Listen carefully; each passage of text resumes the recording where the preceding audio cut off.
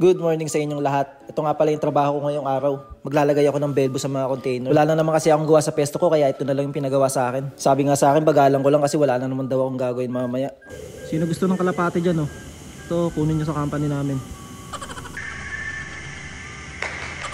Bale, ito nga palang container na ginagawa ko, hindi na siya pininturahan ng bago. Belbo lang yung pinilitan kaya mabilis lang siyang gawin. Gas nga pala yung mga nilalagay sa container na ginagawa namin. Dito nga pala sa company na napuntahan ko, halos laging walang trabaho. Pero naman minsan, kaso pa unti-unti lang talaga. Kumbaga hindi kasi ako nasanay ng ganitong trabaho. Nasanay kasi ako sa trabaho mabilisan. Dito kasi sa company na napuntahan ko, pabagalan. Parang pag summer season lang kami maraming ginagawa kasi doon maraming deliver na dumadating. Kung kailan mainit, doon pa talaga maraming trabaho. Pero sabi nila, mahirap at mabigat daw yung trabaho namin kaya hindi naman daw kailangan bilisan.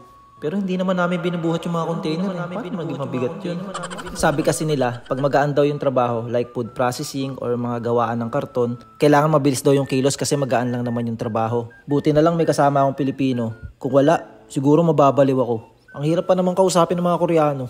After ko makabitan ng belbo itong mga container, kakabit ko naman tong hose kasi lalagyan ko siya ng hangin. Para matesting ko na din kung merong bang leak. Lagi nga ako nilang niloloko pag ako yung gumagawa sa peso na to. Pag nagkaroon daw ng leak, mapapauwi daw ako.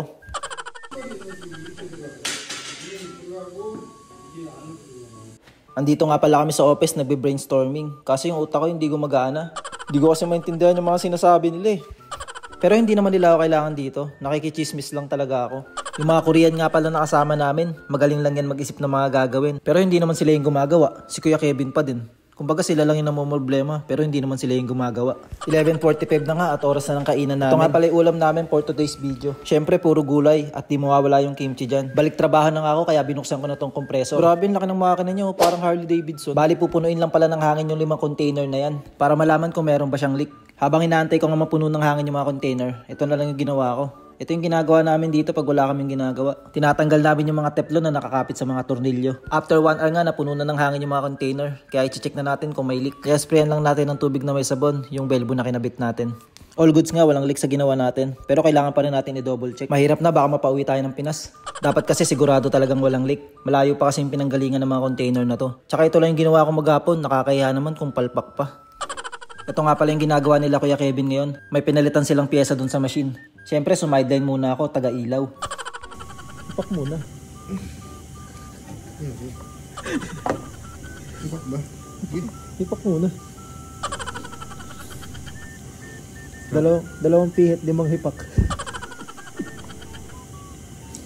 Kung pinagalitan nila ako, pagkaliba sila. Bawal yung ginagawa mo.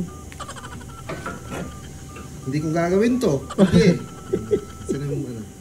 Sorry. After ko manggulo dun sa ginagawa nila kay Kevin, bumalik na ako sa ginagawa ko. Bali pipicturean ko na lang pala itong mga container. Smile! Syempre kayo din. Dinilit ko nga yung huling picture kasi dadaling ko na to sa office. Kaso hindi ko alam kung paano burahin. Korean kasi yung sulat. Hala, paano to?